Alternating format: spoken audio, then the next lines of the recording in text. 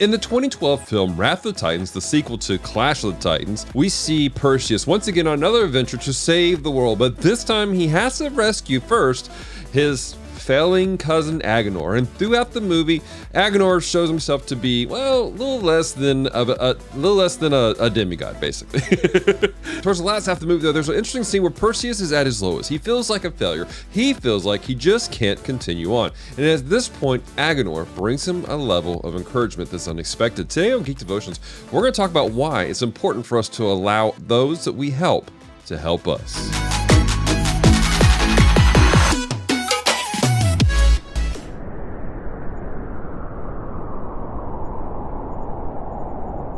Hello, Devoted Geeks, and welcome to Geek Devotions, a show from Devoted Geeks who are devoted to letting you know you're loved. I'm Dallas. I'm so glad you've hit the play button today. If you're new to our show, we take geek pop culture items like movies, video games, comic books, and we use them to let you know that you're loved. So if you don't watch past this moment, know this: we love you, we care about you.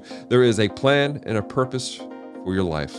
Don't give up. It is the final episode of Mythical Mayhem, where we have been exploring different mythologies and using it to let people know love and they're cared for. And today, ladies and gentlemen, we're taking a look at Wrath of the Titans. Now, why are we doing that? Well, because this past week on our podcast, The Bottom Shelf, where we review terrible movies, we reviewed this specific movie with interesting results. If you guys want to check it out, make sure you look up The Bottom Shelf on your favorite podcast catcher or check out their YouTube channel. That being said, throughout the film, there's a really interesting dynamic taking place between Agenor, the failing cousin of Perseus. See, Agenor, again, he just kind of let himself go. He always saw himself as a failure, so he just lived it out. He never really worked to achieve much in life. But when Perseus came into his life and changed things for him, it started to do something in his heart.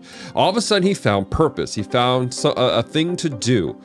Perseus, who always seemed to have things under control, though, has a moment of weakness where he's struggling. And in life, we find ourselves in that situation often, where perhaps we feel like we have things going in the right direction, we have everything handled, but then suddenly we feel like everything's out of control. We can't control things. We're lost and we're unsure about what to do. And it's really hard for those people who are normally the quote-unquote leader of the group to lean on somebody and to trust somebody.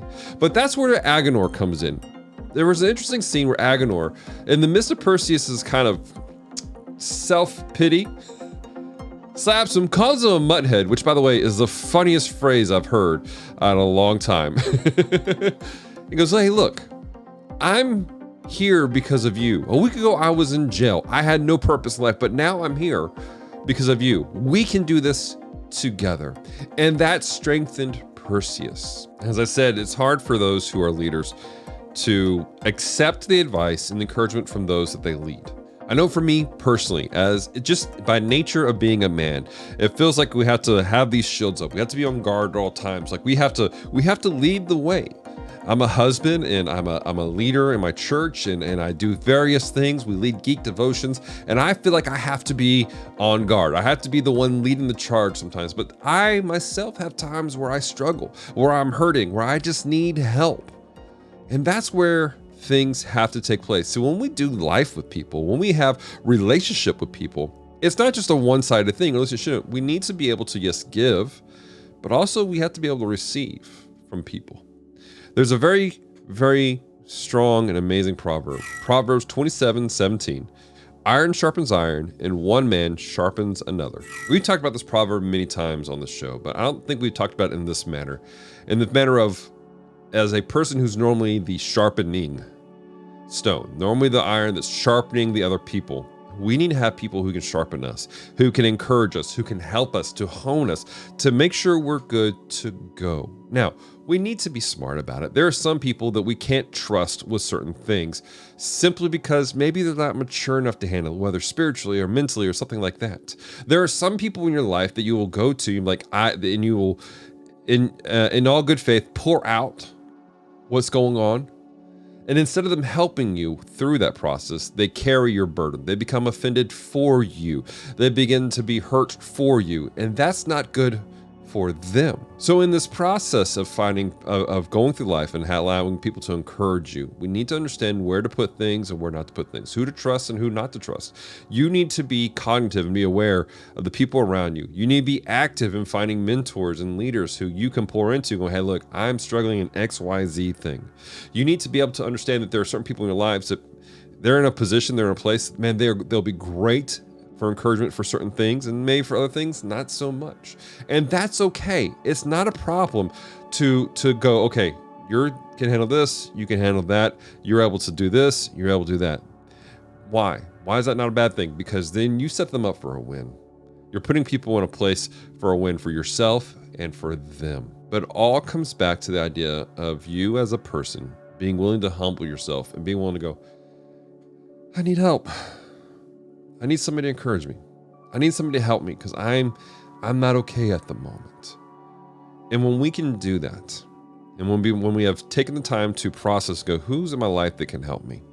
Then we're able to accomplish what we need to. Then we can continue on. In the movie Wrath of the Titans, Perseus really was at a low point. Everything was lost. He thought that nothing good was taking place and they had failed their mission.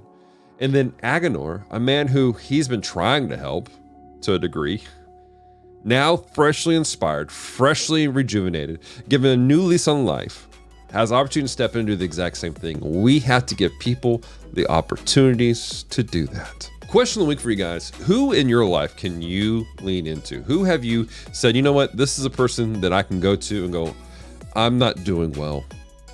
Can you pray with me? Can you encourage me? Can you just listen to me for a minute? Leave a comment down below and let us know. Celebrate those people.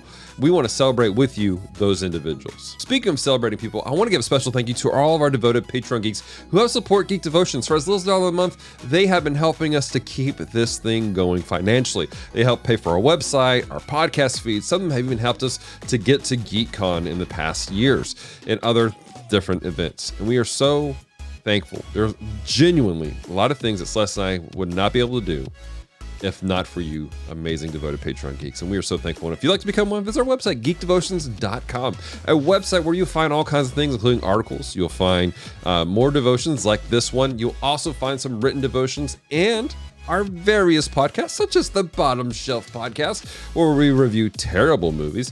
We have all kinds of great content on there that you guys should check out today. Also invite you to take part in our community, because honestly, that's a big part of what we do here at Geek Devotions. We are a community of individuals, of geeks, and we do stuff all the time, whether it's on Twitch, whether it's on the Discord, whether it's on Facebook. Come be part of our community, be part of the Devoted Geek community, and find community, find life, find health. All that being said, ladies and gentlemen, until next time, stay devoted, peace and love.